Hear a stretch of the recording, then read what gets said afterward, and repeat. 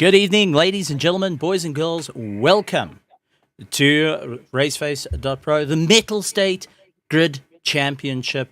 My name is Stephen Koenig, and joining me in the box once again is the one, the only, Janneman Price. Janneman, how are you doing? Good evening, Stephen. Yeah, I was absent last night, but it's good to be back on a Thursday evening. It is race time, and this time we are at the Hungaroring. And, Stephen, not the easiest of tracks for me, at least. No, definitely a tricky circuit to deal with. And, well, it's going to be an interesting one to see how the drivers are going to handle it. Last night we saw with the Sprint Series, the guys had an absolute ball, having a bit of fun. But we over the halfway mark now. We into the longer racing.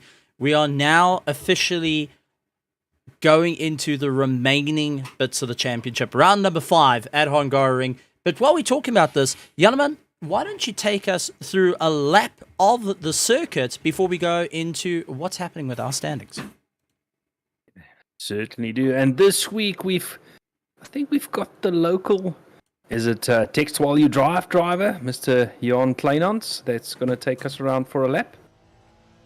Right, starting it out on the pit straight, you need to hit your brake marker very carefully, as the first corner is almost call it a hairpin, very tight right-hander, get the car swung in onto that apex, struggling to get the power down through there. Now you run through under the bridge, spot the rumble strips on the right-hand side. This corner we've seen a couple of drivers taking different lines. Jan keeping it very tight to the left-hand side to open up this right-hander to go flat out through here. Now, next corner, very interesting. It's actually a blind left-hander. You need to spot your brake marker on the right-hand side, get the car swung in, take as much of that curb as you dare. Do not run wide because you are immediately into this long right-hander. Trying to get the power down the back, stepping out of the Honda a little bit. Now, the chicane. Take as much of these curbs as you dare without unsettling the car. The Honda traveling beautifully over those curbs. Now, here comes the tricky inner field section, so to call this. Third sector, very tight left-hander into the right-hander. Again, the back end of that Honda complaining a little bit. Through the left-hander, down a gear.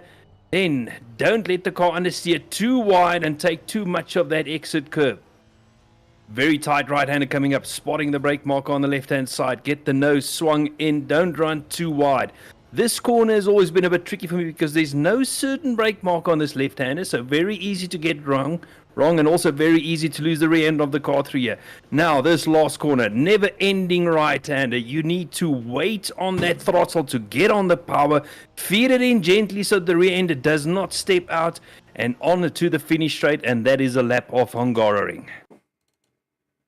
A very, very tricky circuit to deal with, but now we're going to be moving into the qualifying session. But while we're here, let's actually take a recap of what's happening, because there's been a bit of talk out on Facebook of the championship. Guys worrying about Philip Minnaar and Cody Sherritt saying, hold my drink, watch this. Well, I'm actually going to read you the Facebook post. It says, and this is on the RaceFace Facebook site, it says, remember when no one had trust that Philip Minnaar could be caught? I think I said something like that last week. We just had to wait for someone to hold Cody Sherritt's beer, it seems. Now, looking at the championship quickly, out in front, Philip Minnaar on 143 points, together with Mr. Cody Sherritt on 143. So tied for the lead in first place. So, Stephen, that changed quite drastically from last week. Second place, or third place we can call it, is Daniel Rowe on 139. Fourth place, Bega Grobler on 120. And then fifth place, Mac van der Merwe on 110 points. So the top 5 in this championship, Stephen, you can say with 4 races to go is still very close. It's going to be an interesting one. So far, quickest set lap time was Cody Sherritt, 142.8. And then we got Ronaldo Busma going and driving around, and he's got the girl next to his car, so I've just got to really quote what he said in driver's briefing was, ooh, as he goes on by. Third place is Philip Minnaar, who's hoping to better himself. Now, if we remember what happened in round number 4, Philip Minnaar had a terrible race. He landed up falling further and further down the field. Whatever could go wrong was going wrong for the Aston Martin. He puts it into second place. Now, Ryan Ottens has been on a consistent charge. He's in fourth place, hoping to get a little bit more pace. Christian Deploy going around, the ATK driver, going to be representing. he also mentions that the Merc is struggling with these tires. So keep an eye out on the 80k drivers. They're going to be working really, really hard. We've got Sunjin Pillay in the Ferrari, followed by Tinian Kube, who's been on a hot charge and also been tied for points before round number 5 in the sprint series. Had a good race the last time, so he's heading out. Mac van der Merwe, as you went and rightfully said, has really been putting on a hard charge and hoping to claw his way back up through the top. He's in 8th place. Christopher Radloff as well in 9th. Justin Lotus in 10th. Christopher Radloff is actually getting his father-in-law's car's ready to go out driving this weekend at Swartkorp. So he's going to be doubling up his efforts. Justin Lotus in 10th, Tian Elof in 11th. 12th is Morgan McCaw. Glad to see Morgan back out on the circuit last night. Couldn't make it for the power failure. He's been running into power failures every race so far, but back out to the circuit and is in 12th place. I mean, well, dropping into 13th, but he's really trying to go and step up the game at the moment, which is good. Dropping into 14th as Nicholas Manuel comes across the line. Cameron de Bastos in 15th, Bego Krobler in 16th, battling with that Audi. Gideon Rayner in 17th. 18th is the Hitman, Daniel de Villiers, locked, loaded, and missile torpedo to go and try and eliminate the field. He's using the Gunter strategy of, if there isn't cars on the circuit, don't worry about them. Then he's got Brandon Kruger a little bit further down, Loic Randable, along with Peter Mayer, who is going out onto the circuit. Good to see the 15-year-old having a bit of fun. And Andre Serradio from Project Vapor as well. 23 cars making it this evening. And I think we're in for an absolutely brilliant run for the line. Yeah, I totally agree with you on that one. But interesting to see, Stephen. There's a couple of guys like Bago and so forth that are, Bago currently in 17th position. I think he's still got some work to do in qualifying. I'm sure at this stage of qualifying with about 5 minutes left, there is still time to be had in these cars. I mean, the track is starting to get rubbered in now. It's starting to get quicker out there. So I think we're going to see those times dropping still. I don't think Cody Sherritt will sit too comfortably out in front. I think even him will have to go out for another run and try and get that lap time even lower to secure that pole position in front of Philip Minor. I'm very sure Philip is going to start chasing after Cody, or even try and get in front of him very quickly in this race to try and build his lead in the championship that you mentioned. All his hard work basically went to dust in the previous race. I'll also taking a look at the penalties that came out from the likes of Indianapolis, and I see that Daniel de Villiers has served his race ban, so that's why he's allowed back out. The Hitman was released from jail, so there we go. Daniel de Villiers, who like Facebook jail? Well, just a little bit more a racing, a racing problem. Andre Serradio, unfortunately, he landed up with 30 seconds at the end as well, and Christian Deploy landed up with a 30-second added onto his time after Indianapolis. So a couple of people who felt the wrath of our stewards, our COCs. Big shout out and a big thank you to our admin, our media guys, and also a big shout out to our stewards that they've been taking a fair amount of abuse. Let's not put it out there. We've all sent messages. We can't even go about it. They're not always our favorite people, Sometimes we like them, sometimes we don't. So, also a couple of guys jumping into the chat. Good to see them returning, and the likes of Daniels Dematros Petro saying good luck to everyone for the race tonight. And it actually landed up with a couple of people having good little comments about Cameron, and the Ferrari driver landed up with getting called Domestos in the chat last night, so guys are taking a little bit of a stab at him. So if they call him Domestos, what are they going to call Daniel? Well, the Hitman is really trying to do whatever he can at this point. But no, I'm talking about Daniel de Matos Preto. And Daniel, I hope I pronounced that correctly.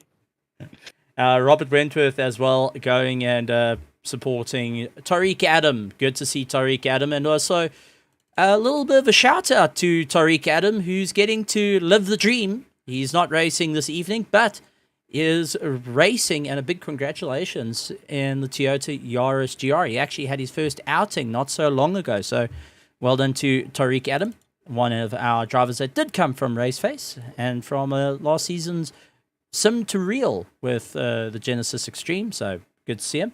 Mr. B saying, unfortunately, no power, so he's going to be out of it as well. So, a couple of people joining in the YouTube land, a couple of people in Twitch. So, if you're on Twitch, go and look up Mettlestate and follow, subscribe, be part of it. You don't want to miss all the amazing competitions there. And if you're out here in YouTube land for the world of RaceFace.Pro, feel free to hit the subscribe. We're 173 away from hitting 1,000 subscribers.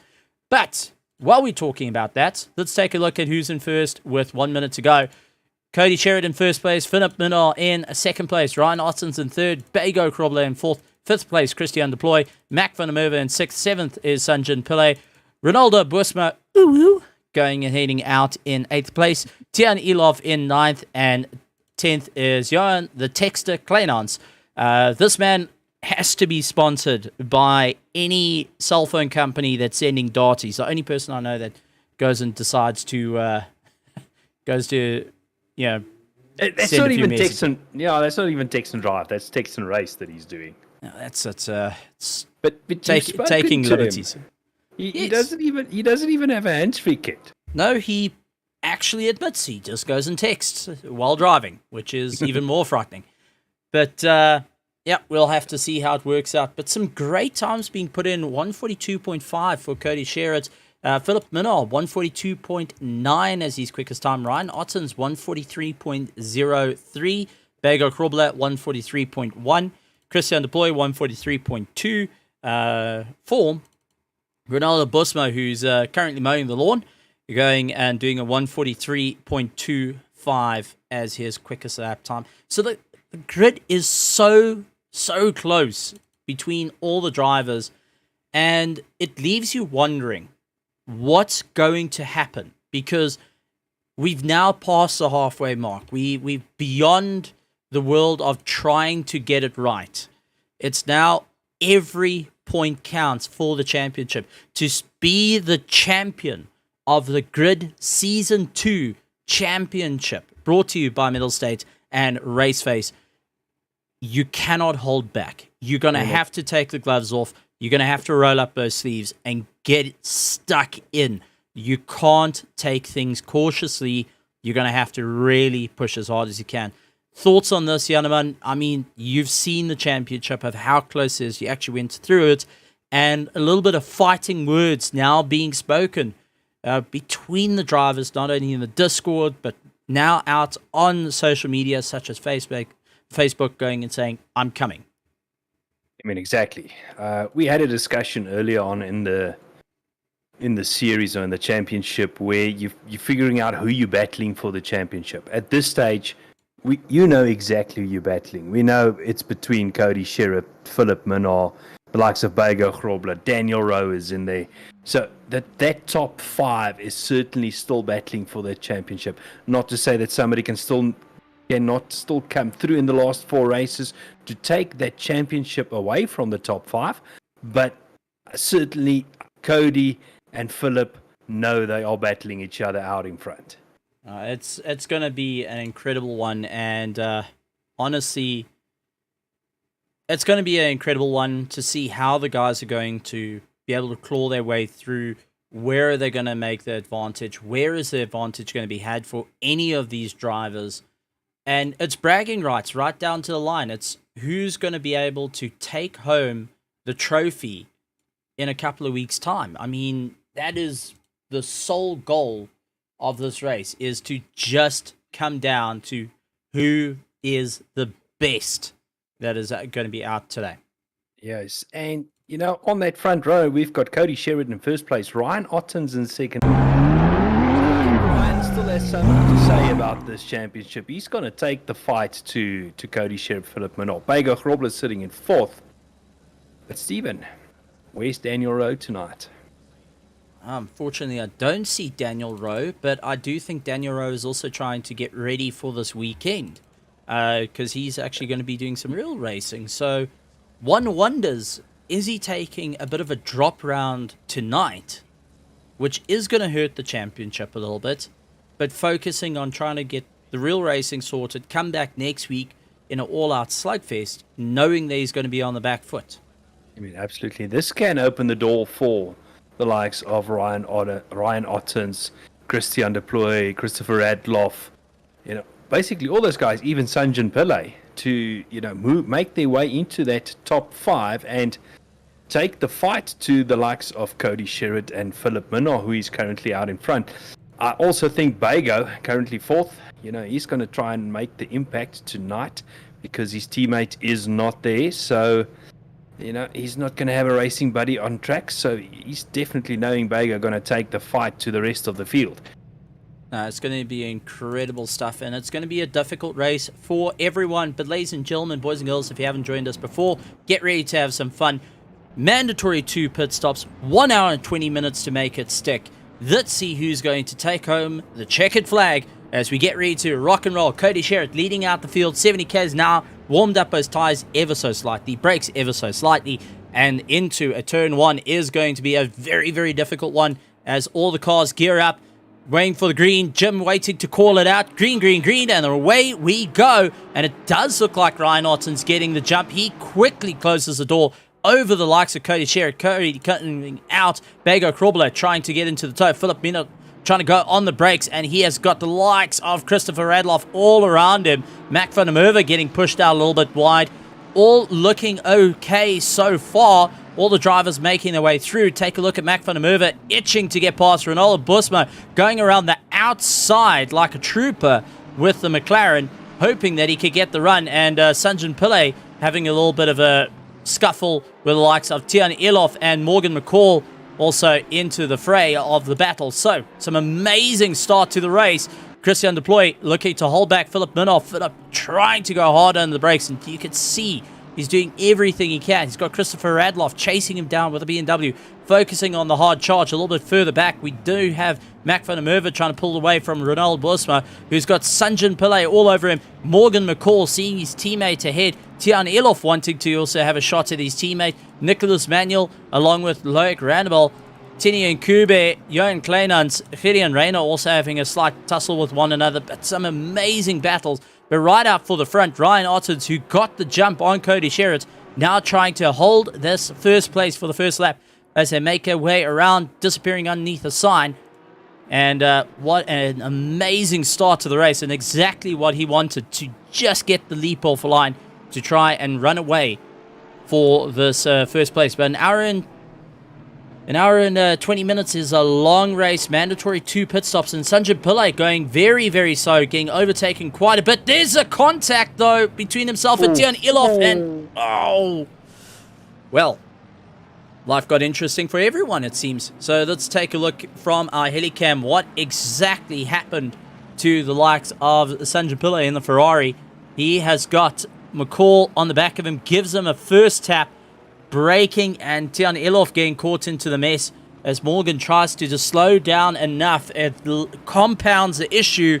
Everyone coming by. Kleinans lands up, giving a slight knock to Elof, and Reyna getting involved in a bit of a tussle there. Brandon Kruger gets turned around, and wow, not quite the way that you wanted the start to go, but it kind of just happened. Yeah, I think that was more a case of the one accident led to the next, and I actually wanted to mention Morgan McCall. I mean, he started the race in 14th, and he's made his way basically in the course of one lap from 14th up until 10th position. So he has made up 4 positions on the first lap, but out in front, we've got Cody Sherritt and Ryan Otten slugging it out. I mean, Cody is not letting Ryan get away. He's right on the rear bumper of that Porsche as they go through this tight and twisted little section. This is not really a place even in the lap where you can facilitate a pass. Very risky to do so. So it's more a case of trying to get as close as possible to the car in front. Maybe, on that pit straight to get in that toe and get past, or maybe second last corner, third last corner. But, as we've seen on the lap before, things tend to get a little bit risky through there as the car runs the cars run too close together. Now we're having a look at Bego Grobler, and he's got Christian De Ploy and Philip Minnaar all over the back of him. So, a little bit of double pressure for Bego at this moment, but on the other hand, helping him a little bit, the fact that Christian De Ploy has got Philip Minnaar behind him, and as we see Cody Sherritt actually having a look on the outside, trying to go past Ryan Ottens, but did not manage to make the pass stick.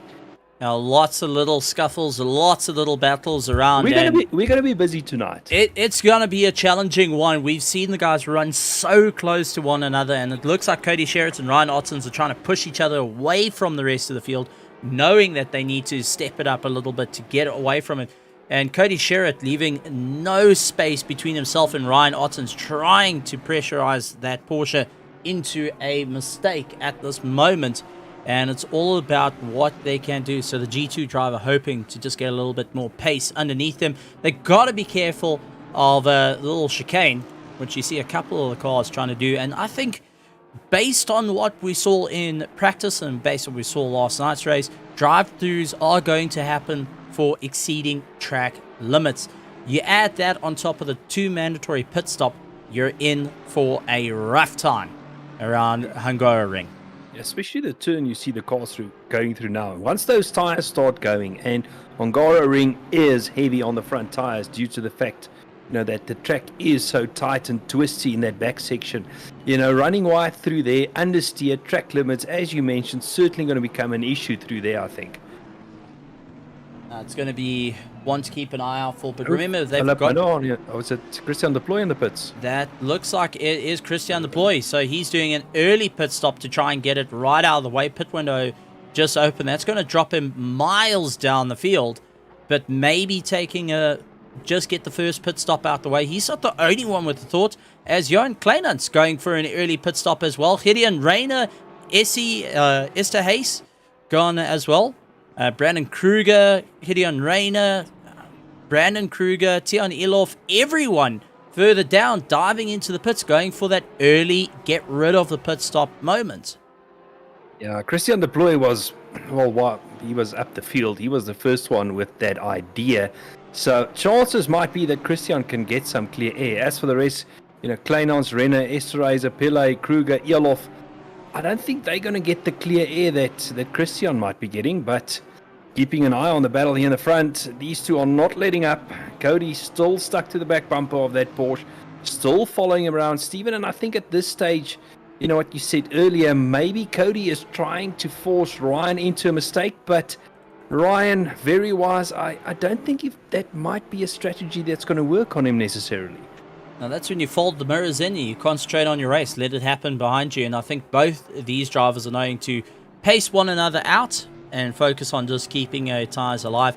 Bego Grobler and Philip Minnaar, though, on the other hand, doing the opposite, as Philip Minnaar constantly trying to get underneath Bego Grobler and really force him out wide. The Aston Martin trying to battle it out with the Audi, and Bego just keeping a little bit more settled. Philip Minnaar trying to get a little bit more aggressive, and knowing that the championship is in jeopardy at the moment, he needs to go for that very, very hot charge to get past and get into the battle with Cody Sherritt and Ryan Ottens. He tries his luck, looks, but doesn't go for it. But just a warning sign to Bego of, listen, I'm coming through whether you like it or not. As we jump back up to Cody Sherritt and Ryan Ottens, take a look. Cody looking around the outside of the Porsche. Is he going to make it stick? Ryan Ottens running him out a little bit wide. Cody having to back down and just letting him know that he's around. And I think this is what we're going to expect from all the drivers. Even if you go a little bit further back, you've got Nicholas Manuel, Morgan McCall going at one another. It's a Mercedes versus BMW battle. And once again, Morgan McCall trying to go and pressurize, maybe a bit of team communication, saying, listen, give me a bit of room. I'm going to have a good go at it. So that's possibly the team communication between the ATK Academy boys, hoping to try and figure out what can be done.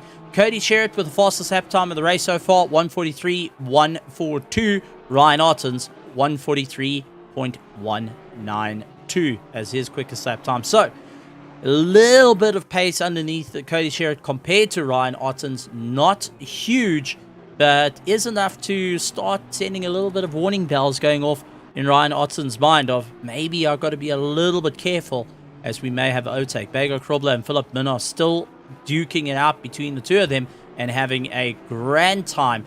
And just seeing the battle just ahead, maybe the thought process coming in of let's rather keep each other pace, let's focus on what we need to do and try and keep the cars all together, getting him across the line. It does look like Cody Sherritt running a little less aero and he's able to get a little bit more straight line, but Ryan Ottens is just making his car wide enough to force Cody Sherritt out onto the outside line, hoping that maybe, just maybe, it's going to be enough to hold back the little Honda and not allow VTEC to kick in. Yeah, Alan Patterson, our fellow commentator and friend on YouTube, actually says, Cody should actually pit now and undercut Ryan, because Alan believes that Cody is being held up. And Stephen, looking at the footage, Cody really trying to get past that Porsche. It does seems like Ryan is holding him up a little bit, but Ryan not holding back. He's taking the fight to Cody. He does not want him to get past. So pitting might be a strategy in order for Cody to get past, if he indeed is being held up. Well, it's one thing to look at, and a little bit further down, Cameron DeBastos and Andres Serradio are going at each other, hammer and tongs. Just a shout out on the Mettlestate Twitch channel. Just seeing that the name is incorrect and what game is being used. So do apologize for that one. And it will be sorted out by the admin very, very soon. But welcome to everyone for the Mettlestate Grid Championship. Season 2, can you believe it? Round number 5, all the chaos happening. It is going to be absolutely incredible to see how the guys are going to battle their way through. What's going to happen? Who's going to be able to take the win come the end of the season? Well, we're going to find out. It's an 8-race season. We're on round number 5. After tonight, 3 more races to make it stick. And it's all down to the wire of who's going to be able to walk away with the bragging rights and who's going to walk away with a prize. Yeah, I think it's a mental thing, Stephen. But as soon as you start moving to race 6, it kind of feels like the season is starting to draw to a close, and it's really starting to get crunch time. You really need to make that move if you want to finish well in this championship. It's definitely where you got to try and figure out, and just taking a look through the field, everyone's starting to split up a little bit more. Guys starting to take it a little bit more patiently. Other than our leaders, Cody Sherritt and Ryan Ottens, Tenny and Kube and Justin Lotus are also having a good go at one another. Hoping to just try and get a little bit more pace underneath. And they're going after Loic Randabel in the Porsche. Been on a incredible charge and hoping that it will just be enough to get that Porsche around the line. I think he's getting close to drive-through zone and getting a warning once or twice. Yeah, that rear end of that Porsche also looks a bit lively. It almost got out of control as he got out of that chicane. Talk about going lively. Cameron DeBastos actually going and landing up with a problem. Let's take a look. This was all by himself, though, and I got a funny feeling that the curb bit the Ferrari and caused it to over-rotate. That chicane, maybe. Quite possibly. It did look like it. So making his way around, hard onto the brakes, trying to keep it all together. You can see the nose squirreling down. Ooh. There's a rotation under braking and into the dirt.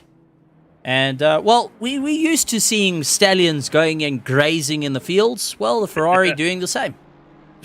Yeah, just not so used to stallions doing donuts in the field, are we?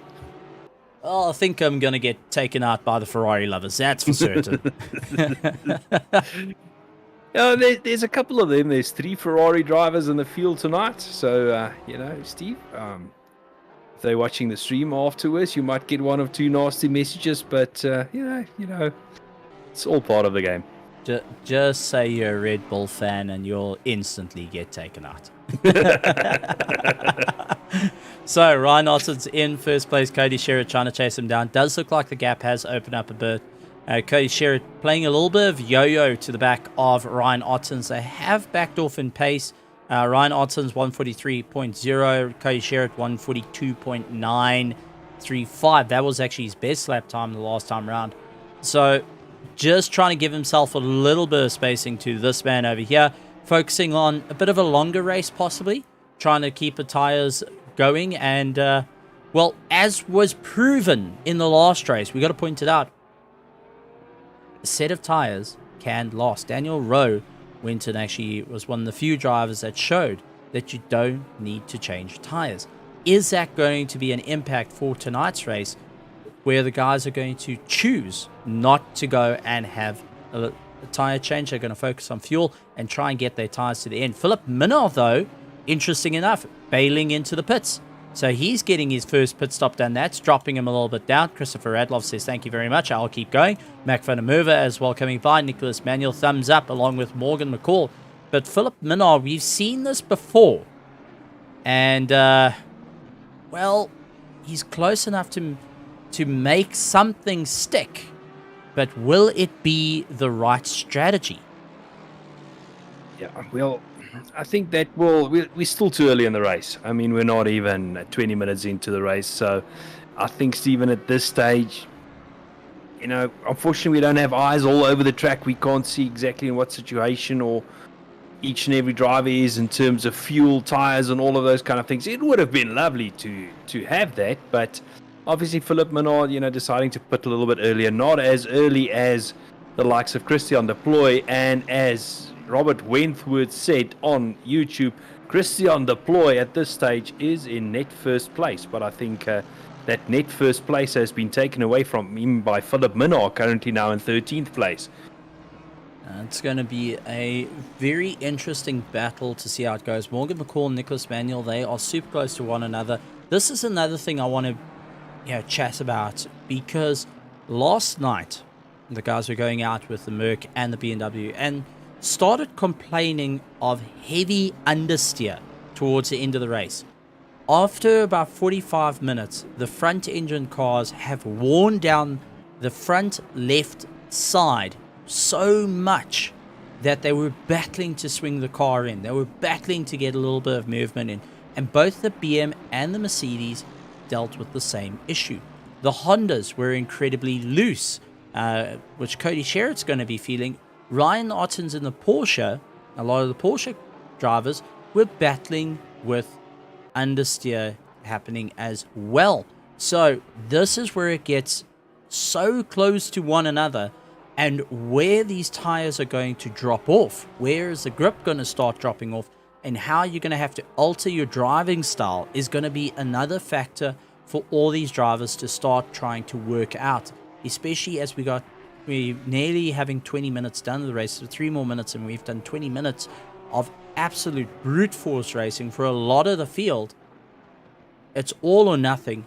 Guys are starting to do those early pit stops, and where they're going to come out, well, no one actually knows of how this is all going to turn out, because the moment that we think we got it, something happens. Something goes awry. Someone lands up with a different strategy, and that's what we've seen all season long. Highs, lows, thrills, spills, all of it coming to a head right here in the Grid Championship.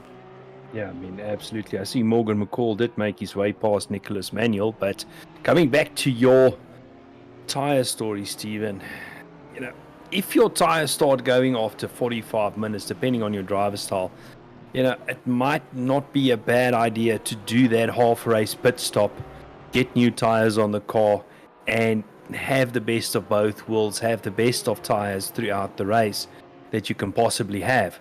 But, we don't know what type of testing some of these guys have done. Might be that they found out if you change your driving style just a little bit and you hang back just a little bit throughout the race, you can actually make your tires last, like what Daniel Rowe did at Indianapolis. It's going to be an interesting one for all the drivers to try and figure out what's going to be the best advantage. A couple of things that did happen where the drivers were complaining about, while we see Tini Incube and Justin Lotus, and this actually happened to Incube and also to the like of De Villiers, where they tried figuring out where they used 1 extra liter more than planned. And, well, for anyone that does motor racing, well, even if you're not involved in motor racing, When you're driving down the highway and you see your fuel gauge, your light comes on, and you go, I know my car. I'm going to make it. And suddenly, you don't quite know your car. Yeah, I mean, and anybody that is involved in motor racing know that we sometimes use 2-liter Coke bottles to fill up race cars to measure the fuel. Regardless of that, a lot of these drivers are running it to empty. They're running those tanks dead dry. That's exactly what I'm... They're hoping to just get across the line, not a lap more, not a lap less. When you're in a fight like this, you got your foot absolutely firmly to the ground, and you're starting to get the tunnel vision. I mean, this is the view. How you do not get tunnel vision chasing after your competitor, or if you're in Ryan Otten's case, check his rearview mirror. There is Cody Sherritt. He's going to be keeping an eye on that and seeing where Cody is, trying to anticipate moves. How you do not get tunnel vision and realize, maybe the fuel usage is a tad high. Maybe my visit to the 93 pump was a little too short. That 100 Rand didn't get me as far as I thought it would. Yeah, I mean, actually, it's exactly what you said. I mean, they put an exact amount. They measure this fuel to the liter, and they put that exact amount in. And as you referred to just now, very easy to lose track of that when you get involved in a battle like this. And then, without you even realizing it, just use that little bit too much fuel, and that might come back to bite you a little bit later on because you didn't do the fuel management that you had to do throughout the race. Having a look at Christian Deploy now, currently in 13th place. Steve, it does actually look like the pit stop didn't work out too badly for him. Philip Minnar in 14th place, a couple of seconds behind. So he does have a little bit of clear air, and then, you've got Sanjan Pillay in front of him. So maybe pit stop strategy of pitting that early, not too bad an idea. We'll have to see later in the race, in the last half an hour, 20 minutes, how it works out for him. Well, currently the lap times, if you look at it, Ryan Otten's 1:43.1, Cody Sherritt 1:43.0, so slightly faster. Vago Krubler 1:44, Christopher Radloff 1:43.7, Mac van der Merwe 43.6, Morgan McCall 43.7, Nicholas Manuel 44.06, Loic Randabel doing 1:44.2, Justin Lotus 1:44.9, Tini Nkube 1:44.8. So we're starting to see the guys jumping between 1:44, 1:43 averages as they slug it out. Cody Sherritt being the only driver to actually stick in a 1:42.9 as his quickest lap time. His last lap time, 1:43.2.7, pushing Ryan Otten's, trying to force a mistake out of him. Once again, backing off, focusing on what needs to be done, and coming right back in as hard as possible.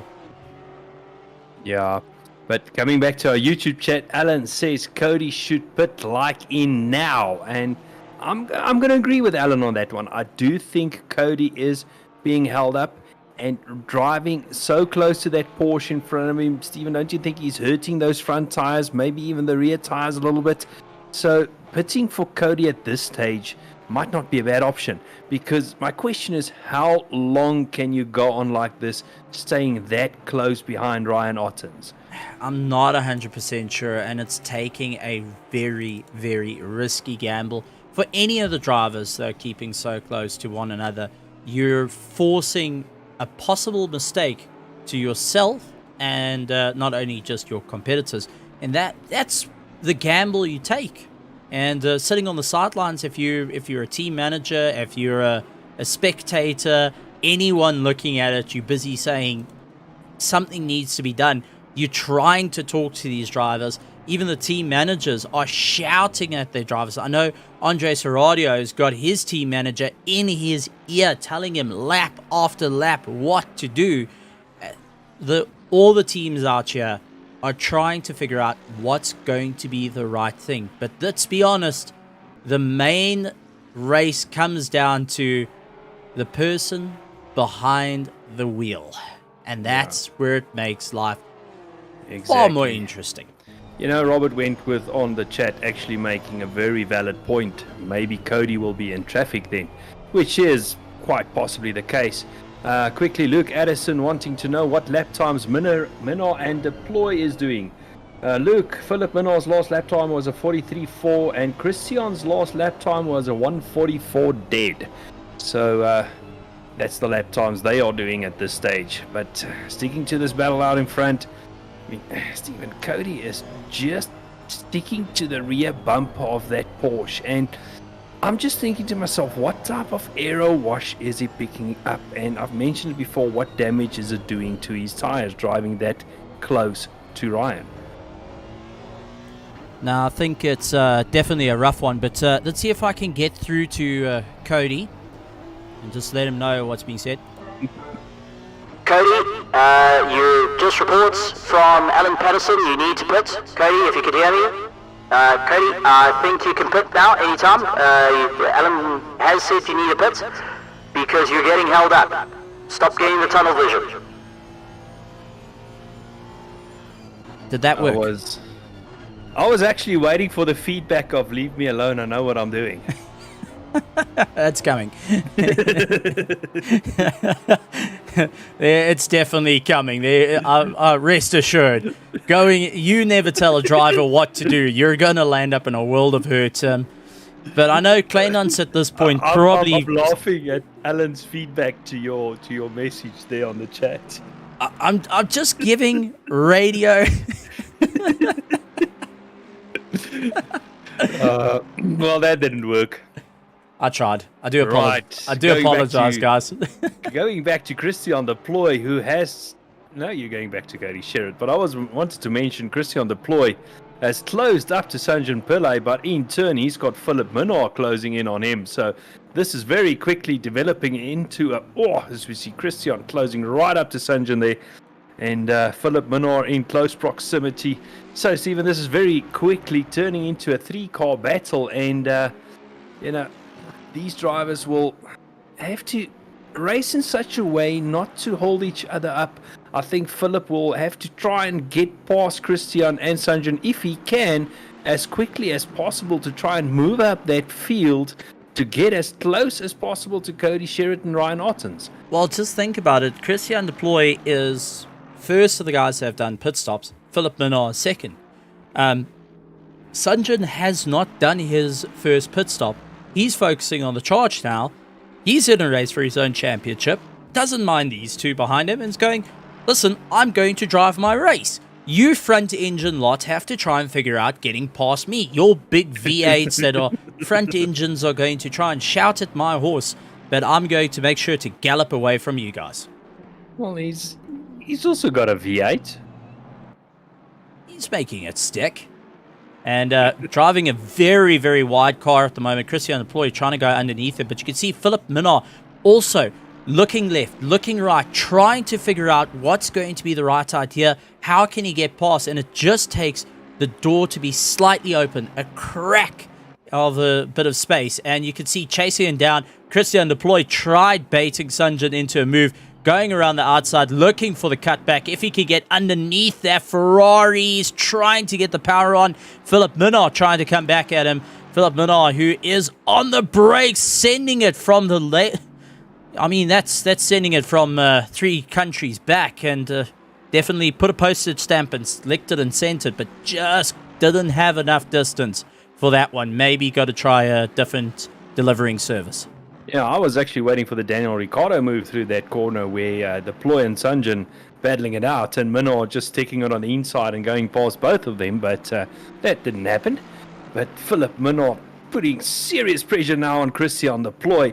I mean, Christian is now, he's in the middle of the sandwich. He's trying to attack Sanjan Pillay, but at the same time getting attacked from Minor. And as we have a look at the front split, the rear wing, I mean, that's very close front and rear. Philip Minor not holding back, following as closely as possible through the section. Aero was definitely a factor through here. Don't run too wide and pick up those drive-through penalties, as we mentioned earlier on. Closing right up under the brakes. Steve, that was a couple of millimeters between those cars. I think the brake pedal went a little bit further than planned on that one. And Philip Minor up on the inside, trying to get underneath him. Couldn't make it stick as Christian Deploy really just kept his foot on the throttle but that's allowed Sanjin Pillay to start opening up a little bit of a gap. But it seems like the Merc and the Aston can brake a little bit harder than the Ferrari at the moment as they slug their way through. Christian trying to bait a move, not able to make it happen just as yet, but is trying everything he can, but hunting down the likes of Sanjin. All he wants to do is get out of being piggy in the middle. Philip Minnaar is going, come on guys, what do I need to do to chase down the guys in front? What do I need to do to get myself high enough to go fighting with these guys? My championship is on the line. Yeah, and the more time he spends behind these two, I think the more time he's losing, because having a look at those lap times, I mean, Philip Minnaar, Christian De Plooy and Sanjin Pillay, but all three of them, their last lap times was in the 1 minute 45s. And, you know, while the leaders, Ryan Ottens and Cody Sherrans, are in the 1 minute 43s. Oh, it looks like Philip Minnaar ran wide to skip the chicane there. Definitely outbraking himself a little bit. Almost seems like Philip Minnaar at this stage is starting to get a little bit frustrated. He wants to get past De Plooy, past Sanjin Pillay to set his sights on the two leaders. But at this stage, he cannot make it stick. Well, take a look. Ryan Ottens into the pit. That's allowed Cody Sherrod to break away. And while we're keeping an eye on this battle, Bago Problem takes second place. Christopher Radloff. So Ryan Ottens dropping further down the field. Now the interesting part is he going to get going before this pack starts catching up and gets around him? So how much fuel or tires is he taking? Christian De Plooy tried going around the outside, getting a little bit hopeful to make that car stick, and Sanjin just hanging the tail out on the Ferrari, killed his drive. Here comes Philip Minnaar. It's going to be close. You want to talk about a three-way battle? Piggy in the middle into turn one. Ryan Ottens seeing it, and oh my heavens, Christian De Plooy making it stick. Philip Minnaar coming by. Sanjin getting chucked all the way down. Now it's got Ryan Ottens doing what he can, and Sanjin outbreaks himself. Ryan Ottens says, thank you very much. I will happily come past you there. I know what you can do. And now has got Christian De Plooy and Philip Minnaar just ahead of him. Sanjin is not giving up the fight, though. He wants to keep up the battle. But it didn't end in tears, but there were words being said. Breath was being held. Someone went blue in the face while trying to make the move stick. Absolutely. I mean, and now, you know, once they got past Sanjin Pillay, now we've got the fight between Christian De Plooy, Philip Minnaar, and Ryan Ottens. And I'm very much, or pretty sure, Ryan Ottens is going to get in that rearview mirror of Philip Minnaar and go, hi, remember me? Ryan Ottens, also known as Mr. Hottens, is hoping not to have cold feet when he comes to this dance, and is on a monstrous charge to go after Philip Minnaar. Philip Minnaar taking a look and going, my championship is on the line here, and here is Ryan Ottens. He may have pitted a little bit too early for his first pit stop, but now they all roughly on the same strategy. Now. And take a look. Ryan Ottens did put in a little bit more fuel. He had 16.2 in the box, no tire change. Philip Minnaar, 5.6. Christian De Plooy, 5.4. No tire changes between the three. Now, Stephen, this little battle that we've got between De Plooy, Minnaar, and Ottens, this is playing right into the hands of Cody Sherrod.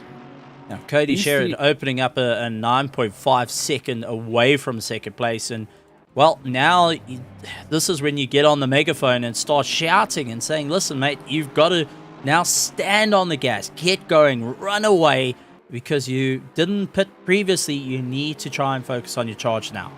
Well, at this stage, Cody Sherrod by far almost a second the quickest car on track. Last lap time, 1 minute 43.5, where all the rest of the cars were in the mid 1 minute 44. So I think definitely he heard that message of Alan over the YouTube chat of, you know, it's now hammer time. The PA system worked. Yeah. Just want to point out, the school PA system worked. But having a look at this little battle we've got going on here, does this mean that actually Christian De Plooy is in net second place? Because I'm pretty sure if Cody Sherrod pits now, he'll get out in front of Christian De Plooy. But, Ryan Ottens was leading the race. As you said, he had a slightly longer pit stop. He is now basically running in net 4th position. So you can almost say at this stage, this is a battle for 2nd place. You paying homage to saying net 2nd place and net 1st place? Is that Yes, what's happening? Well, actually, it was Mr. Robert Wentworth that started it in the chat. So, we're just paying it forward. Just being the voice of the people in that regard. The voice of the people, yeah. Okay. Speak for the people. Philip Minard trying to go up on the inside of Christian Deploy. Ryan Ottens is also getting involved in the battle, trying to get a little bit more pace. And while Christian Deploy is in the battle, he's got his teammate way up at the front, 1.5 seconds behind Christopher Radloff. And you can be sure some radio communication is happening between the 80k drivers saying, listen, okay, how's your tires feeling? How's the car feeling? What's going to be the strategy here, considering of where everyone is in the field? And now you've got the likes of Christian Deploy, Philip Minard, Ryan Ottens, who are relatively in the same place, and all it takes is one pit stop to change it, one move to actually change it. You can see Philip Minard, who was on a monstrously aggressive charge, trying to outbrake Ryan Ottens, though, deciding that the Porsche needs to go and do a bit of crop dusting and to get involved in the battle, and we turned into a 3-horse race. Well, that just changes it completely, and whatever strategy you were thinking of doing, forget it. Yeah. I mean, these three are all over each other. I mean, sometimes you can't even distinguish the cars on the shot, as we see Ryan Ottens. Philip Minard just know that he's there. I don't think he was really looking to get past there. Now looking on the inside, but not close enough to make it stick. Christian Deploy coping brilliantly with the pressure, as we see Minard running a little bit wide, and it looks like Minard is in the pits. That releases Ryan Ottens to go after Christian Deploy, but Stephen, I think he's lost a little bit of time in this battle, and I think Cody Sherritt, he received that message. What did they say on the Ferrari pit wall? You can push now. Tires question. Yeah. as long as they don't say come in, stay out. No, come in, stay out. Make up the mind. Come on. Yeah. The hitman Daniel De Villiers going after Tinian Kube and trying to get locked and loaded. These two have slugged it out before and looking to do it all again. So Daniel De Villiers trying everything he can to get a little bit more run up on the back of this BMW. But now we're into the strategizing. We're beyond the likes of the 45 minutes. We're beyond the halfway mark. And this is where you start trying to figure out what's going to be the right move. How are you going to get by? Christian Deploy going and checking He's checking the suspension if there's enough lift on it. And I wonder what that's actually doing to the tires. What's it doing to the cars? Ryan Ottens is also following close enough. I mean, if we go jump onto the helmet cam of Ryan Ottens, this is what he could see. So the time you know when to brake is, well, when the other person's lights come on, you got to try and guess it out and try not get the tunnel vision at this point. And Christian Deploy is going to be watching the mirror as you see the lights of Ryan Ottens trying everything he can. It does look like Christian's diving into the pits. So that's going to release Ryan Ottens. Mr. Ottens has had his dance. He can tango no more. De Villiers trying to go up on the inside of Tinian Kube. Second guesses the option. And rather, instead of taking the hit out now, he's going to let his victim simmer a little bit longer. So Philip Minard, having pit the previous lap, he definitely changed tyres. He was stationary for 32.8 seconds. So that's a new pair of boots on that Aston Martin. So he's pretty much splitting the race into two halves. While Cody Sherritt is still out in front, he still needs to make his first pit stop. But this is a nice little battle we got going on here between De Villiers and Nkube. As you refer to him, the hitman closing right up into Nkube. I think Nkube ran a little bit wide through that corner, and that Ferrari closed up right to that rear bumper, as having a little bit of a look on the inside, but not close enough for the chicane. It's even having a look at those two cars. It certainly does look like the front engine cars, like the BMWs, the Aston Martins, the Mercedes. They do cope better with those curbs through that chicane than the mid-engine cars. I know we've seen Ryan Ottens sending the Porsche over those curves, but at this stage, De Villiers, he's trying to avoid those curbs and running through over those, big, call it sausage curbs on the inside of that chicane. It's definitely. And Cody Sherritt into the pits. He was running 143's average and running 143.4, 143.5. And he's now into the pits. Mac Mervis pulled into the pits. That's allowed Nicholas Manuel, Morgan McCall, Christopher Radloff, and Bego Krobler to come on by. But the one thing we need to keep in mind with everything that's going on... picking up a slide. And, Philip Minard is just trying everything he can to keep up a little bit of pace. Sorry, that wasn't Minard. That was Elof by the looks of it, who caught to the side. I got confused between the two Aston Martins. Yeah, that's it. And Philip Minard is actually going after Christian Deploy yet again, running over the curbs. But now taking a look at it, Cody Sherritt still into the pits and may just get out in time to get ahead of everyone. So he's dropped into 9th place at the moment. His competition a little bit further behind, so he may have just done enough to keep ahead. And as we jump back to Philip Minard and Christian Deploy slugging it out between one another, Kuba is also going and into a battle. Macfin and Merva trying to climb out the pits, but these two going and sharing paint, swapping color schemes, some elbow action. Both Philip Minard and Christian Deploy have completed their pit stops. That's going to throw a spanner into the works of things. And not too far up the road is Cody Sherritt in 9th place, who has lost out to Ryan Ottens, who's in 7th, who has done his single pit stop. Sanjan Pillay is in between the two of them. Do you think the Hybrid Academy team is now talking to one another and saying, listen, I'm going to give you a... I'm going to give you a little bit of advice here. You make my day. You scratch my back. I'm going to give you a chocolate milkshake. How's that sound? Okay. Enticing. But Stephen, there is one big difference between Ottens and Sherritt. Sherritt fitted new tires on his pit stop. Ottens is still on the same set of tires that he started the race with. So, and that goes the same for Sanjan Pillay that you just mentioned. That Ferrari is still on the same set of tires that he started the race. So I think Sherritt might have a definite advantage at this stage. And looking at him on track, he is in clear air. So he can start laying down those lap times.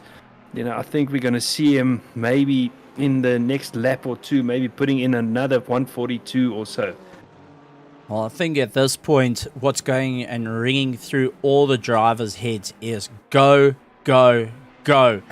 Maximum points, maximum effort. You need to absolutely send it as drivers are pouring out of the pit lane, trying to get it all done and dusted as we now into the 38-minute mark. And it is coming down to the wire for every single one of these drivers to figure out what their pit stops are going to be. How is it going to work? Is it going to be enough to claw their way through? Then you've got drivers like Bego Krobler. 2 pit stops are mandatory to go. Christopher Radloff, also 2 to go. Morgan McCall, he's chasing him down. He's got 2 to go. They're not too worried.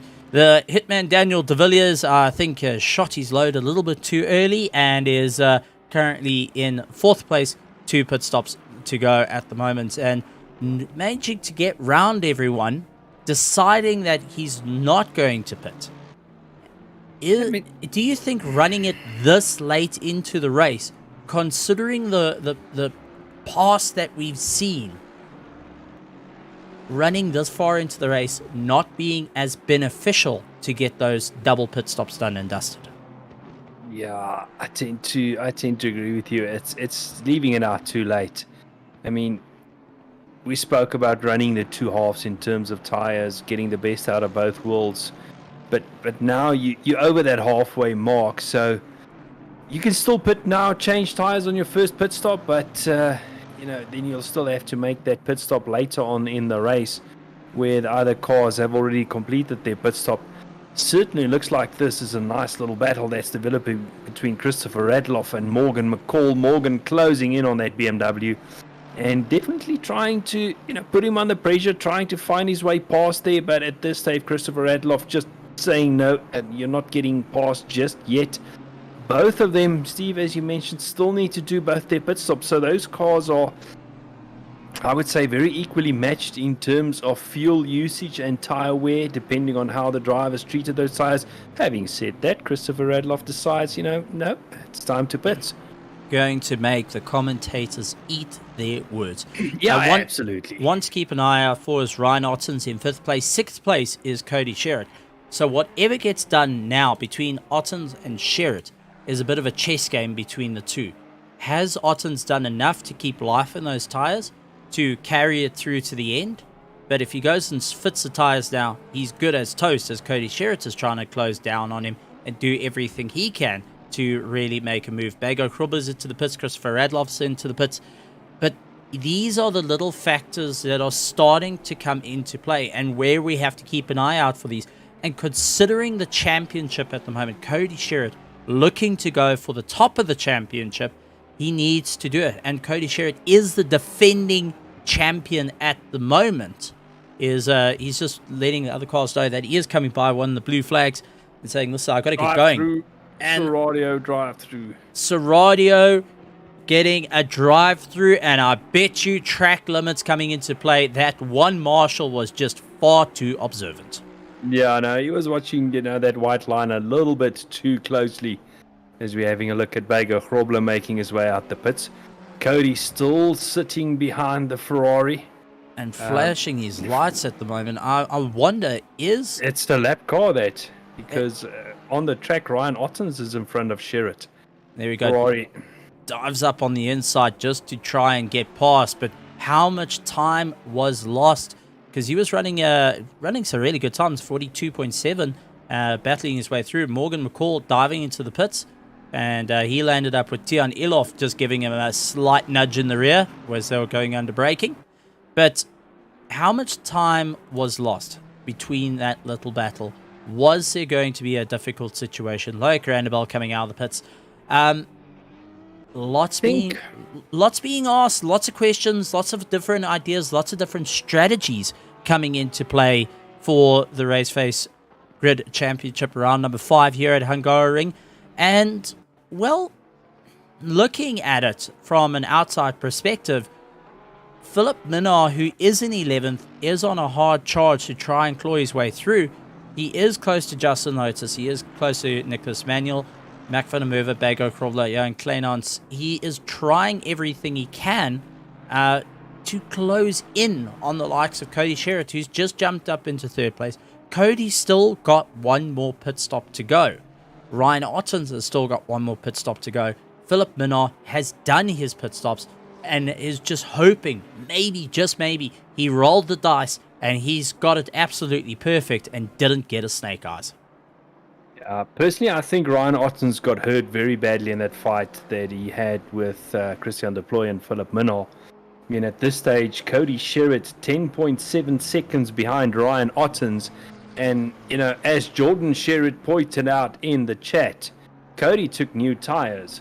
Ryan Ottens didn't. And he's only 10.4 seconds now behind him on track and closing. So, do you think, here's something for you, Stephen. Oh boy. Do you think Ryan Ottens is going to try and get to the end with one set of tires with 33 minutes to go? I think he hasn't got a choice in the matter.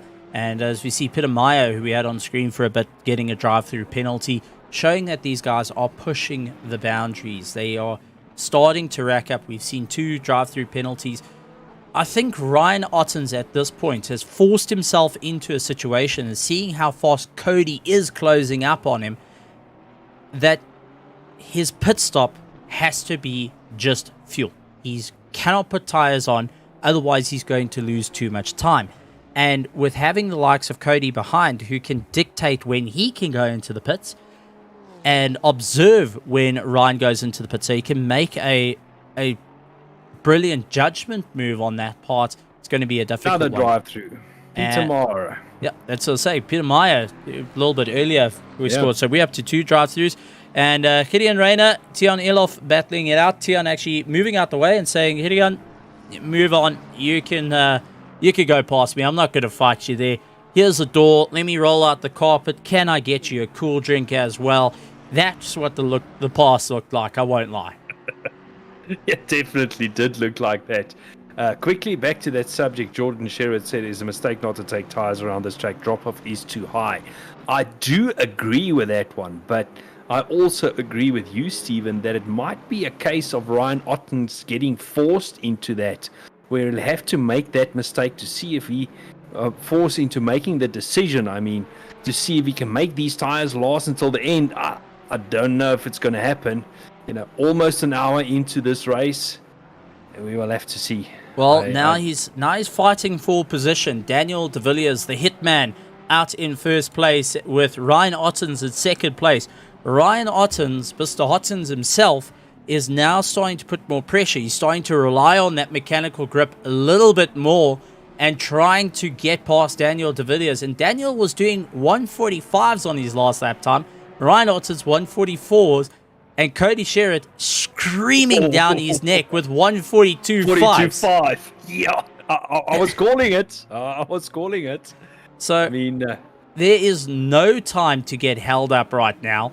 Ryan Ottens needs to get past Daniel de Villiers. He needs to try and open up this gap.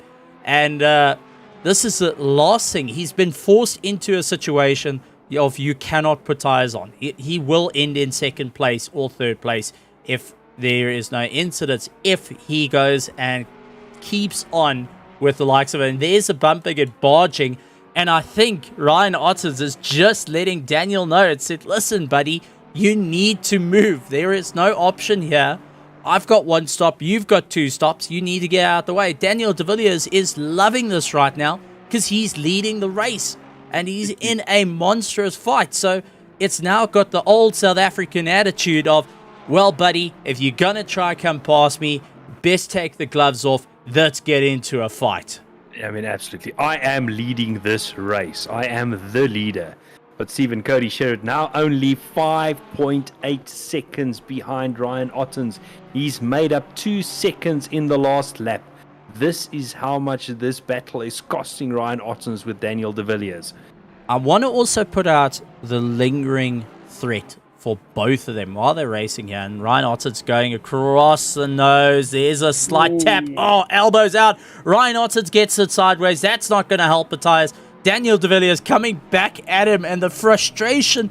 The brake pedal must be getting it in the neck. That's all I can say. And Brandon Kruger, who's just keeping an eye on this, is going, well, I'm just going to stay out of this. I don't want to get involved.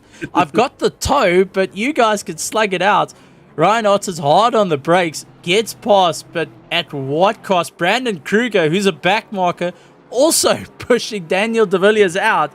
He says, well, I'm a lap down on you, but I'm going racing, buddy. That's If you can race, I can race. I mean, it's only fair. And there was Cody Sherrod in the background. You'll see him just rounding that corner there in the background as Ryan Ottens goes through that right-hander.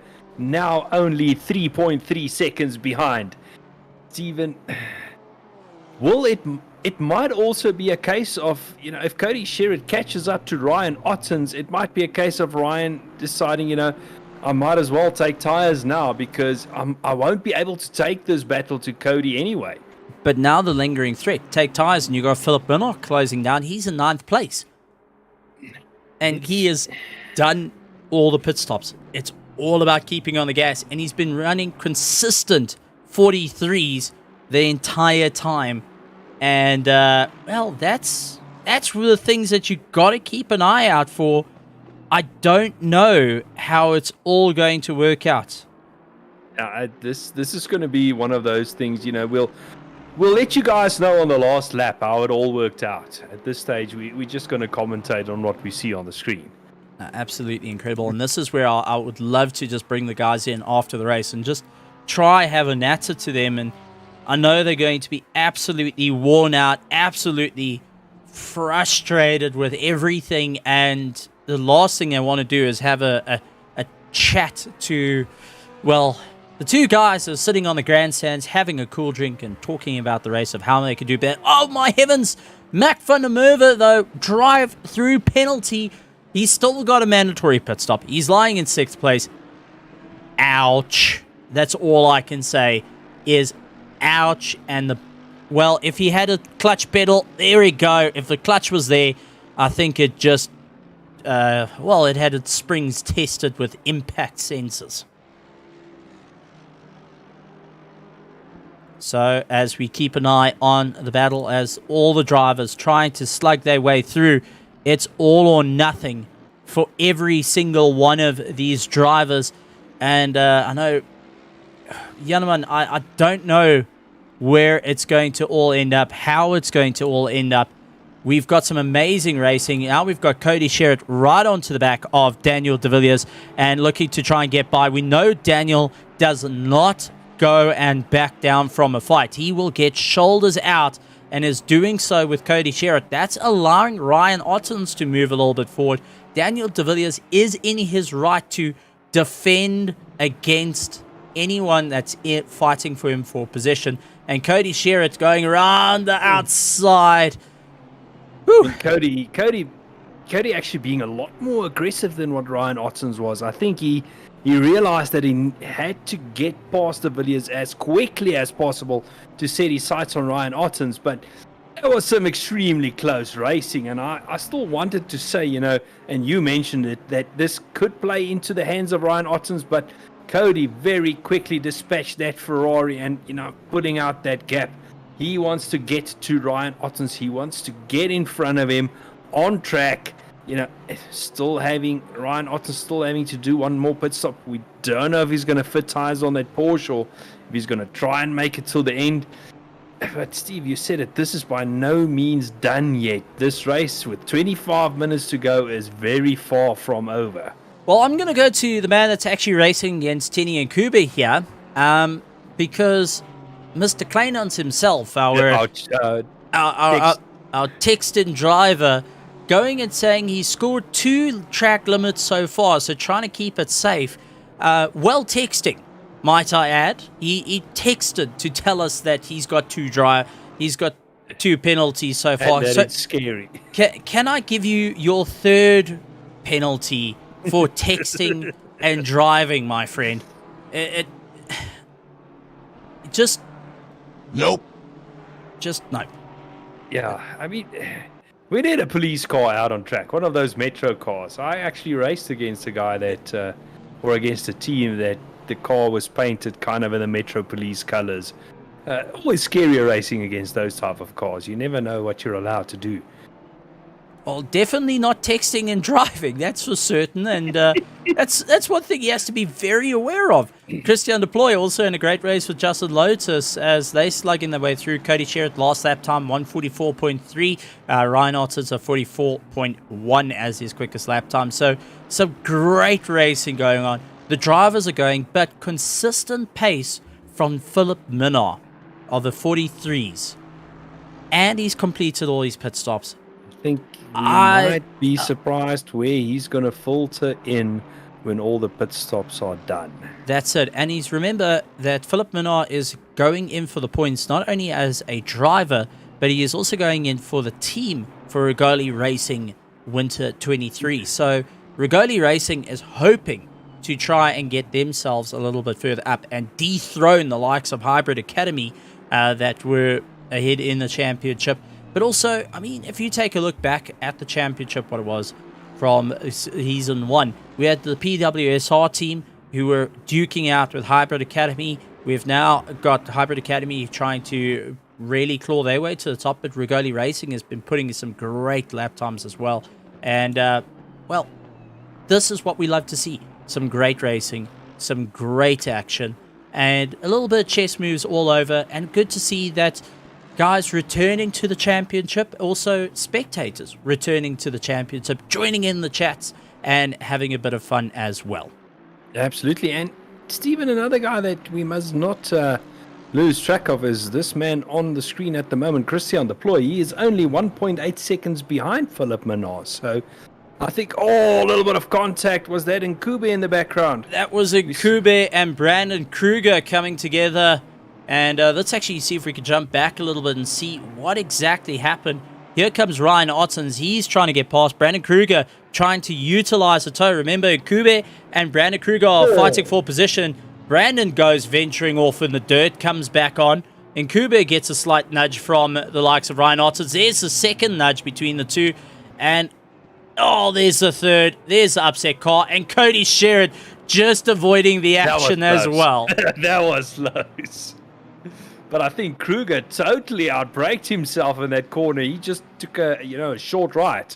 And Ottens is in the pits. Altogether. Ottens is in the pits. And this I'll keep an eye on Ottens for you. You've got to keep your eyes on there. I know there's a certain He didn't take tires. He's already out. Stationary for 14.5 seconds. Mr. Jordan Sherritt, I think Ryan Ottens wants to try and prove you wrong. Just a point there. I think maybe we need to discuss about this matter. Yeah. Risky. That's all I can say. It's now too late to take tires. If we're talking about that some people are scoring drive-throughs, if you're on your last warning, you hope the marshals are blind, deaf, and probably gone on lunch at this point. Yeah, or drunk.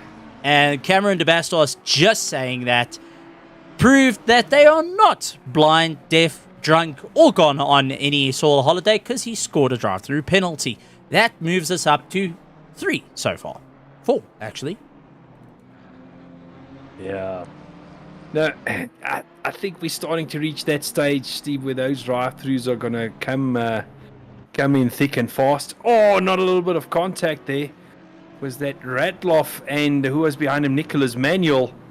And we've got Sanjin Pillay also in the mix there. So these three are... Let's take a look. It looks like Peter Meyer in the McLaren actually chasing him down. Bago just ahead. Sunjin is... Was I blind again? I think you may be confusing a few McLarens with everything. I'll put on my glasses. Yeah, it would be a good idea. Peter Meyer, though, goes underneath and just taps him and braking a little bit too late. And, well, there's the quick flash to say, thanks, buddy. Appreciate it. My tires did not appreciate it.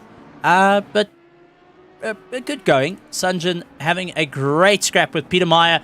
And the two really forcing each other around. Peter hoping to try and hold back Sunjin Pillay as much as possible. Sunjin going and saying, listen, buddy, I'm in a Ferrari. It's 75 years.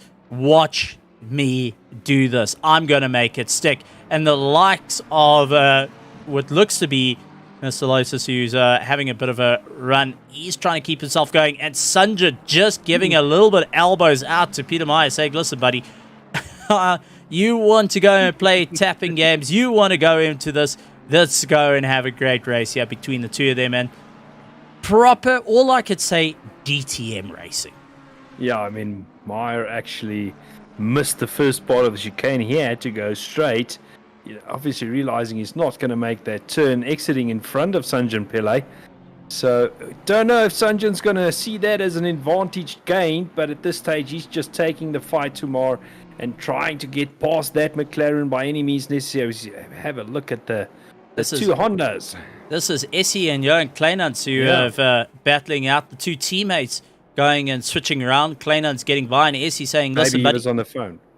Well, no, Essie Kleinans got ahead. Essie obviously got the text to saying, listen, can you hold up Brandon Kruger that's coming? And take a look, Cody Sherritt, who is on a monster charge doing 43s now, starting to catch up to the two teammates, and blue flags are going to be waving like mad, and you could be sure Cody Sherritt is telling them, move, please, dive out the way, guys, venture off, disconnect, do anything to just get out the way, because knowing the threat that has now happened of Ryan Ottens has to just keep his head down as he's completed all his pit stops. Cody Sherritt has no other option but to absolutely send it every single lap. We got to see these 42s come in lap after lap if he wishes to hold his position.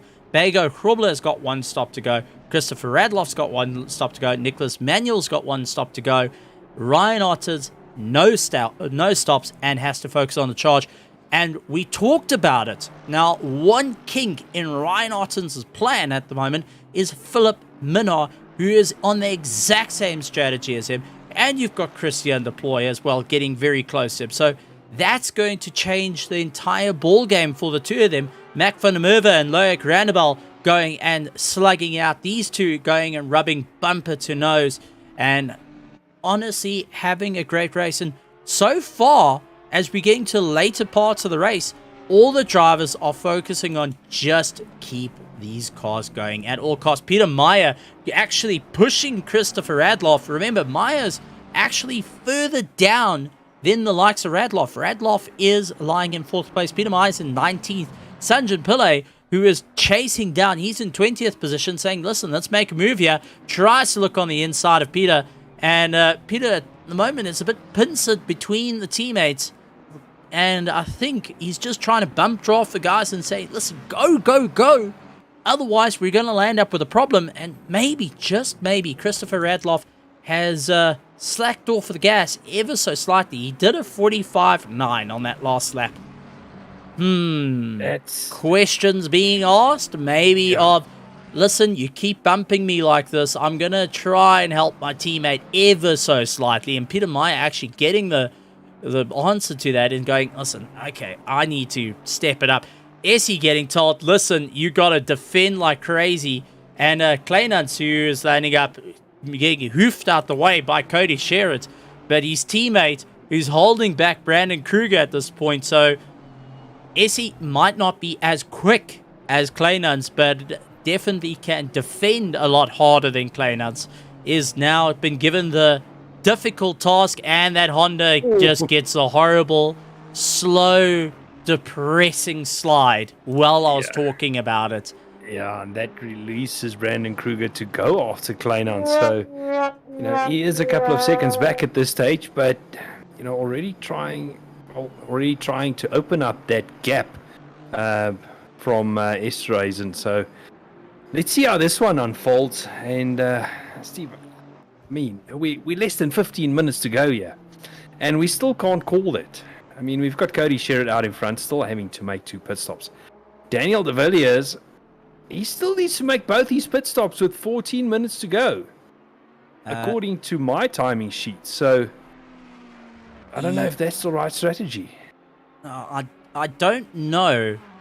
And one has to wonder what's going through the mind of Mr. de Villiers at the moment as he makes his way around the circuit, because he's running out of time desperately into the late stages of the race. And a drive-through penalty for Kleinans. So Kleinans... he called it. Yeah. That wasn't us. That's on him. He completely called it by sending text messages. But Daniel de Villiers, I think we can patch into his helmet to find out what's being said while he makes his way through. And let's see if we can try get an understanding from what his team are telling him.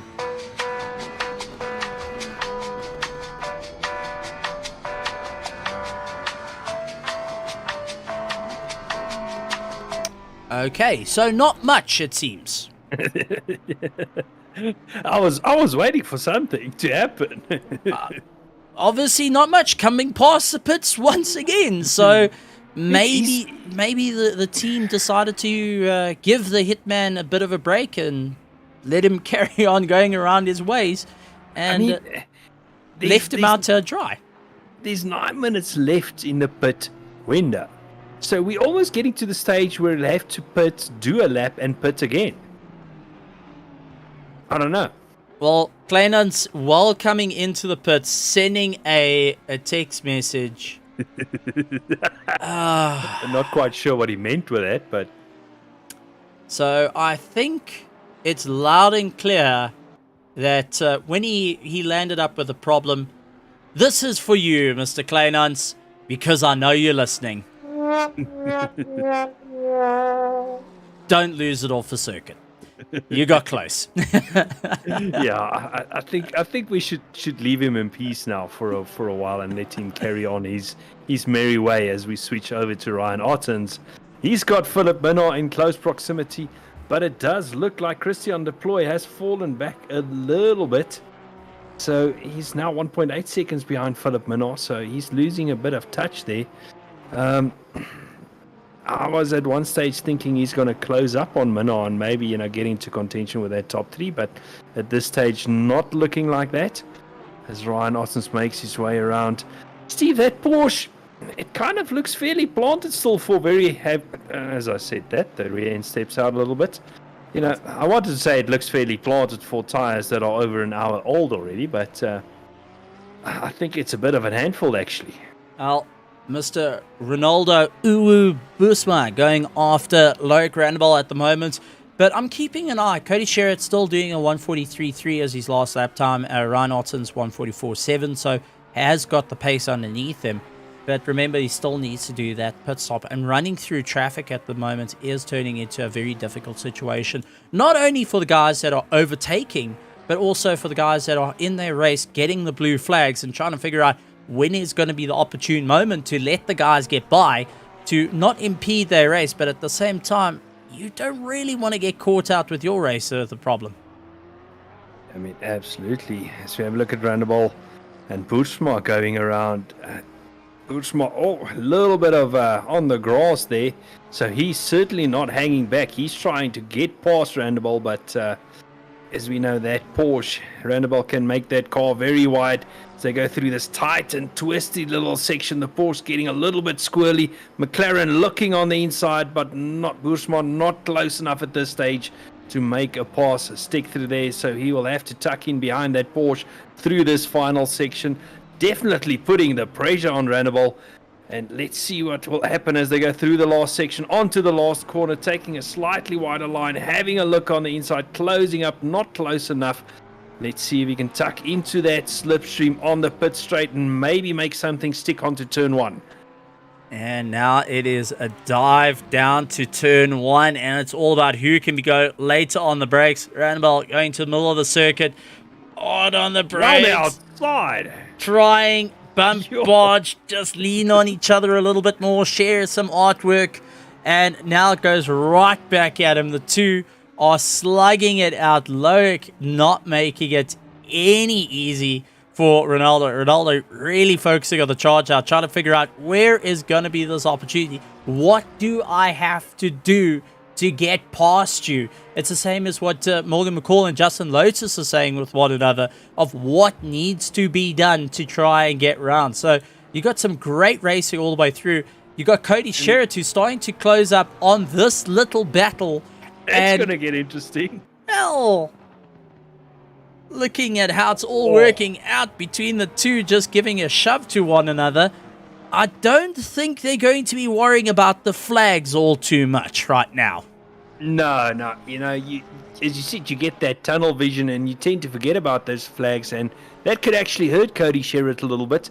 As we see, Ronaldo getting past Loic and actually opening up a little bit of a gap after they, went bumping and barging for a lap or two. Cody Sherritt now right on the back of Loic, and he's going to try and get us past as quickly as possible, try and lose as little time as possible.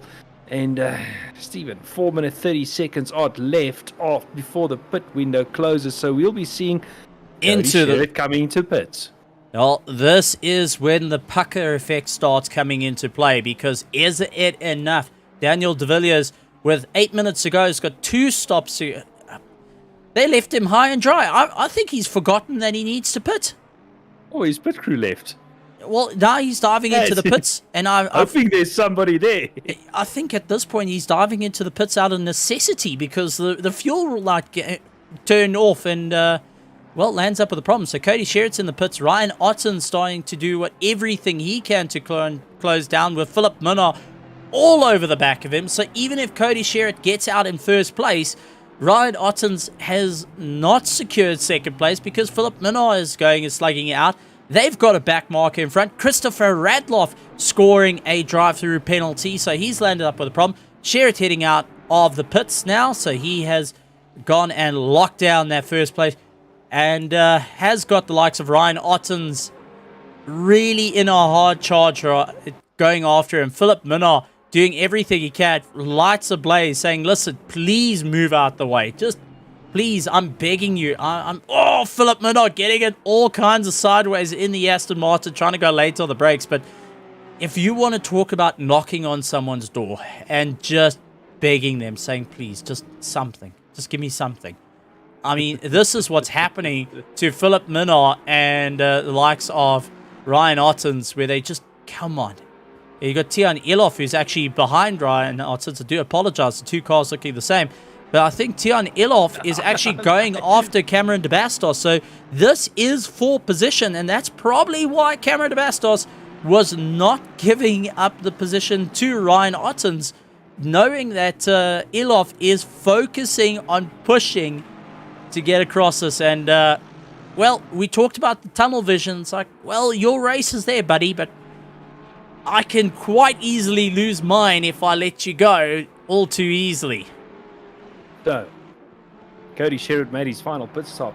He is out 17.8 seconds in front of Ryan Ottens. Wow. We thought it was going to be close. It's going to be absolutely incredible to see how it goes and where it's going to be. Remember, it isn't over until the fat lady sings, until you've come across the line. There's a drive-through for Elof. Elof scoring the drive-through, and, you know, that puts an end to that little run. Christian de Ploy trying what he can with Daniel de Villiers pulling into the pits. So, again. Daniel de Villiers, within the 8 minutes, decided that maybe, just maybe, I need to get into the pits and sort my car out. But I think that's exactly what he did. He pitted, went out for one lap or so, and pitted again, because that's what he needed to do. I mean, the pit window was seriously closing. He pitted, realized that his pit crew weren't there, gave him a lap to come back from the bathroom, went back into the pits, hoping they're there to possibly just fill up the car just a little bit. Just a little bit to get out with enough fuel.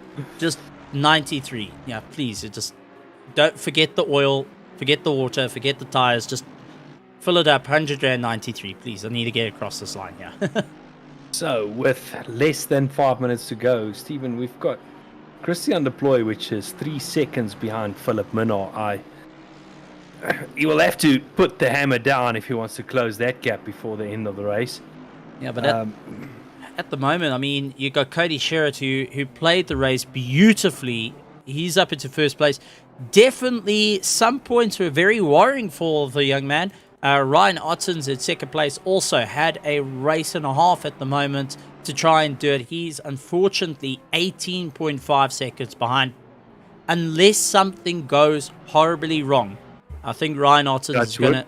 Yeah, touch wood, lots of wood, all of it. His race is pretty much locked in for racing Philip Minnaar in third place, which is 3.1 seconds behind, and Christian de Ploy 3.3 seconds behind that.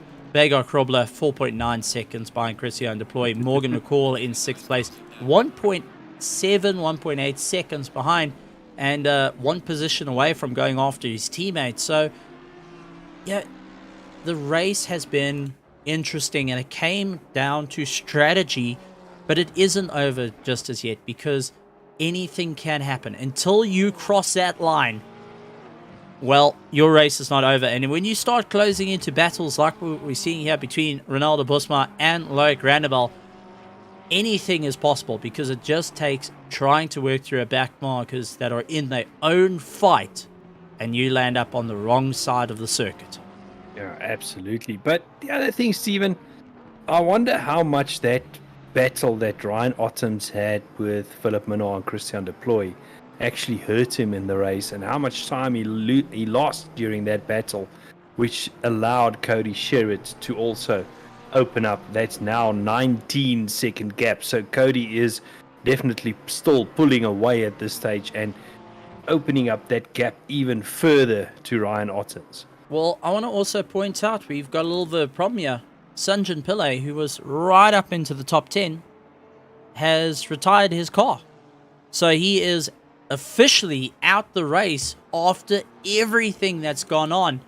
And what a blow to the young man who was on a fantastic race, was really duking it out. And unfortunately, something has gone on with that car. And my heavens, you know, this is where I want to just try and chat to the guys and see what on earth has gone on. But at the same time, the heartache of knowing that you are on a phenomenal charge, that your race was going well, you were in some great battles, but to land up with some unfortunate failure kicking in, having to retire the car, it's never a good thing. Yeah, especially this late in the race. I mean, you've basically done 99% of the race, and then for something to go wrong. You know, early on in the race, I can still kind of handle it because, you know, you haven't done that much yet. But, you know, if you've done an hour and 15 minutes or so of the race and then something goes wrong, I mean, that's heartbreaking. Yeah, it's... I don't know how to describe it at the moment. You know, it tears your heart out, but we got some great racing still on the circuit. Busma and Randabel slugging it out, and they are going for 12th and 13th position. And Brandon Kruger closely behind as well. Brandon Kruger, who's lurking around, just Jaws music kicking in right now, going dum dum as he looks to try and go for it. It's all or nothing at this point. You've only got under a minute to make it, but it's also under a minute to try and get it to the line. Have you put enough in the tank? Is there enough fuel to get you across the line? And how bright is that fuel light at the moment? If it starts dimming out, you know you're on the wrong side here. Yeah, I mean, Cody Sherritt started his last lap, so these guys have just got, you know, a lap and a half or so to go to make that move. Brandon Kruger definitely closing up as we switch back to Cody Sherritt. He is on his last lap, so now one lap, less than a lap of the circuits to go. And, Steve, I don't know, always when I drive my last lap, like he's doing now, you know, it always goes through your mind, don't stuff this up now, please. Don't make a mistake. Don't make a mistake. Please. Breathe. Remember to Apexes and exits. just, you know, if there's anyone that's in your ear, you want them to keep quiet right now. You really just want to keep them quiet. But as the guys make their way through, ladies and gentlemen, one corner to be moving around. He's actually nearly done with the race. Not one corner. He's into the final section. I do apologize. Circuit is all over. Tini and Kube with a drive through right at the last of the race, and that's just putting salt on the wounds. That's like being in a Call of Duty lobby right now. That's just too much salt to deal with, and quite unfortunate to have it right at the end. But as we watch Cody Sherritt, our defending champion, maximizing his points, he's going to be absolutely thrilled with a phenomenal race, and it's all about getting it to the line, taking the checkered flag. Cody Sherritt winning the race, round number 5 of the Mettlestate Grid Championship. Ryan Ottens, who's making his way through, keeping it all together. 2 seconds behind is Philip Minnar, but I don't think Philip has it just under the tank to get round. So Ryan Ottens will be taking second place with Philip Minnar in third. Christian Deploy making his way around. He's taking 4th place, along with Bago Krobler, Morgan McCall, Nicholas Manuel, Gideon Rayner, Daniel the Hitman de Villiers, Mac van der Merwe trying to chase him down right until the last, and it's going to be a close race between those two as they slug it out to the end. Tini and Kube scoring 30 seconds penalty with the drive-through, and he was unable to serve it before the checkered flag. And, well, right to the line, Daniel de Villiers, he struggled. He ran out of fuel on last night and had to switch his engine mapping. Has it happened again? Because Daniel de Villiers has got Mac van der Merwe right up behind him. Gets on the power and heading to the line. Daniel de Villiers managing just to get ahead of Mac van der Merwe. Christopher Radloff finishing in 11th place. Ronaldo Busma going and having a great run with Brandon Kruger chasing him down in 13th. Loic Randabel, who unfortunately lost out a lot of time in the battle.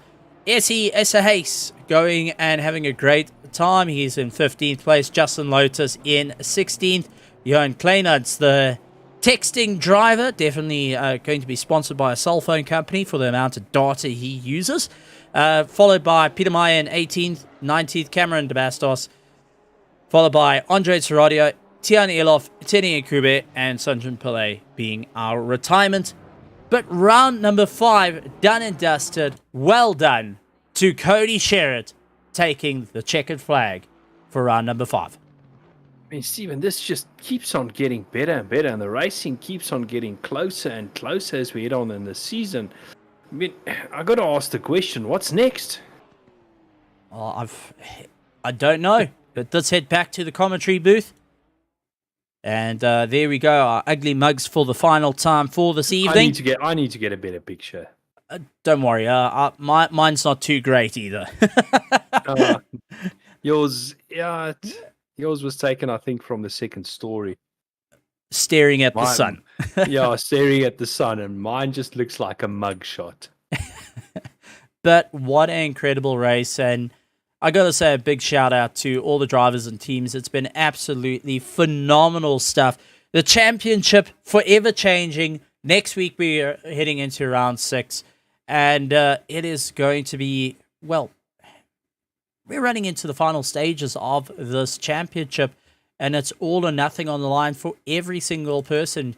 Our next race is going to be landing up at Zolder, a very, very difficult circuit. Right after that will be Suzuka, followed our last race will be around Laguna Seca. But my heavens, Janeman, your closing thoughts on tonight's race? Well, I'm having a look here. I see we actually got Daniel de Villiers in the interview room waiting. If you want to have a chat to him, find out how his race went. Well, let's see if we can bring the hitman in. And, well, as I say that, he instantly runs away. He runs away. Maybe he heard me. He just decided he's not going to stick around for that one. Yeah, I actually wanted to find out from him regarding his strategy. Well, absolutely amazing stuff from all our drivers. A big thank you to all our sponsors. Without them, this would not be possible. Big thank you to Mettlestate for putting on the competition along with RaceFace.Pro.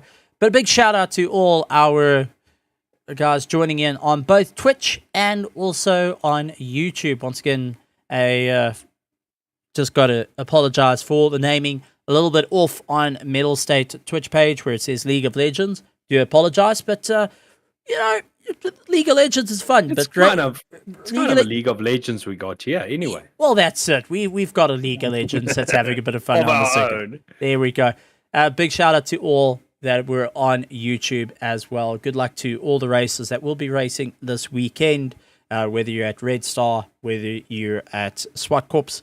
So good luck to all the guys here. A lot of our racers joining in. But a big shout out to our spectators. Thank you so much. Janeman, anything from your side? Well, seeing how the season has gone this far, Cody Sherritt now back in the lead of the championship, followed by Philip Minor. I think it's going to get closer as we head towards the end of the season, and that's the racing I'm talking about. We're going to see closer and closer racing. Next week, Zolder. Man, oh man, what a track. I mean, it doesn't get much tighter than Zolder. Track tends to get very narrow at certain sections. So I think it's something to look forward to next week, Stephen. That's it. So make sure you hit the follow button and hit the subscribe if you want to keep up to date, along with the bell notification icon, whether you're on Twitch and whether you're on YouTube. So if you're on Twitch, look up twitch.tv/Mettlestate.